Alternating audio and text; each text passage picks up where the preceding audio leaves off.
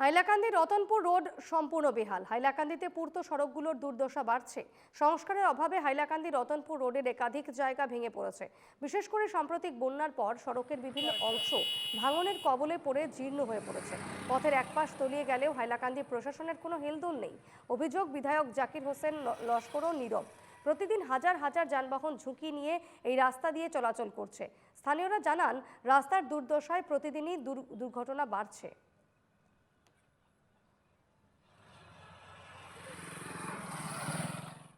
এই রাস্তাটা ভেঙে যাচ্ছে, যাদের সময় অনেক জল হয়েছে, ভেঙে হয়েছে, এখন পর্যন্ত কেহ কোনো মেরামতের কোনো সন্ধান নেই। রাস্তাটা পিএইচির জল ভেঙে গেছে, পিএইচির জল ঠিক করা হয়ে গেছে, কিন্তু রাস্তার কোনো কাজ হয় নাই। এটা তো বিপজ্জনক। এটা তো অনেক অ্যাক্সিডেন্ট। এখন আমি একটা খবর পাই আইছি, একটা ছাগল মারছে একটা বাইকে।